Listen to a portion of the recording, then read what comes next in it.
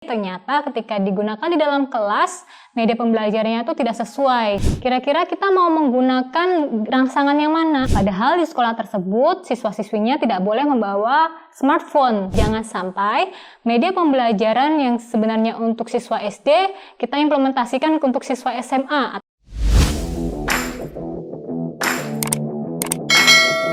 Assalamualaikum warahmatullahi wabarakatuh. Halo teman-teman edukatif, apa kabar semuanya? Bertemu lagi dengan saya Muti di Mos Media Channel.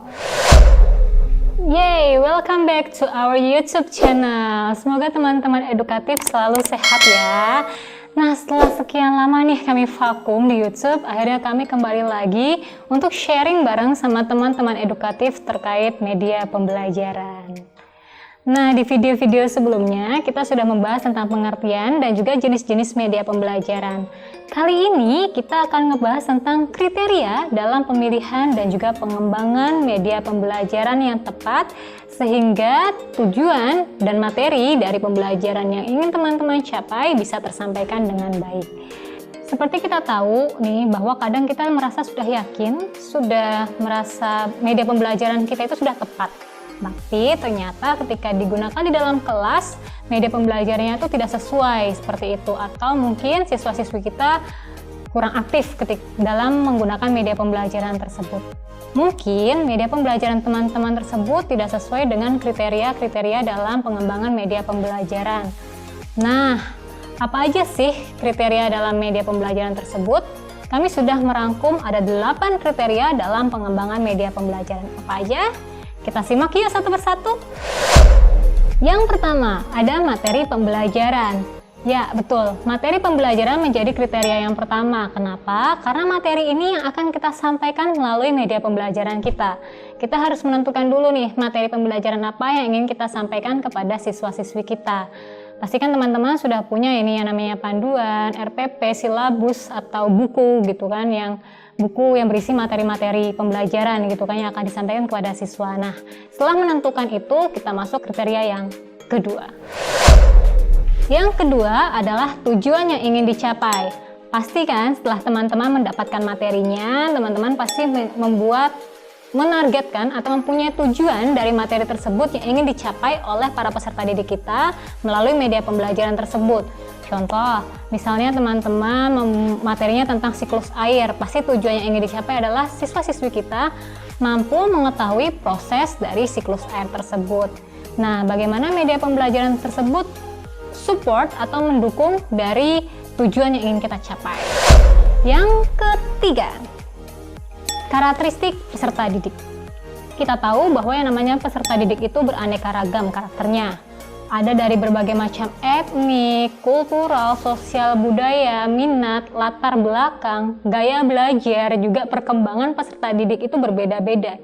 Siswa SD, SMP, SMA, atau PAUD dan TK itu pasti berbeda-beda ya karakternya. Nah, dari situ kita harus mengetahui dulu nih, jangan sampai media pembelajaran yang sebenarnya untuk siswa SD kita implementasikan untuk siswa SMA atau sebaliknya. Kita harus mengerti dulu nih karakter atau perkembangan peserta didik itu sendiri. Atau kita juga bisa mempertimbangkan gaya belajar siswa. Kita tahu bahwa yang namanya gaya belajar itu kan ada auditori, visual, sama kinestetik ya. Nah, dari situ kita bisa mempertimbangkan karakter siswa-siswi kita ini dominan yang mana sih, kayak gitu.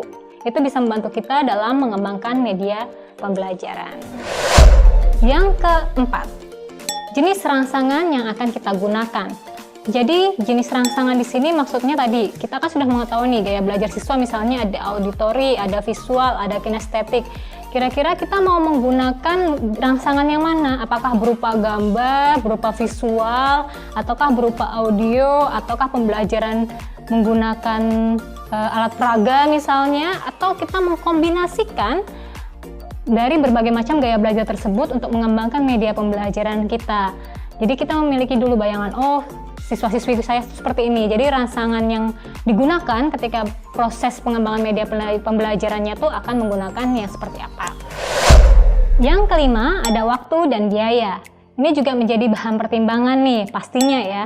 Kira-kira waktu kita akan terkuras gak untuk mengembangkan media pembelajaran tersebut. Terus ada biaya yang cukup besar atau budget yang cukup mumpuni apa tidak dalam pengembangan media pembelajaran. Terus, apakah kira-kira dengan waktu dan biaya yang kita keluarkan itu akan efektif atau hasil penggunaannya juga sesuai? Atau mungkin ada media pembelajaran yang waktunya tidak terlalu banyak, biayanya lebih murah, tapi keefektifannya sama. Itu bisa jadi bahan pertimbangan teman-teman juga. Yang keenam, kondisi lingkungan setempat. Ya, betul. Contoh nih, misalnya, ada yang pernah mengembangkan media pembelajaran berbasis aplikasi Android di sebuah sekolah. Padahal di sekolah tersebut, siswa-siswinya tidak boleh membawa smartphone.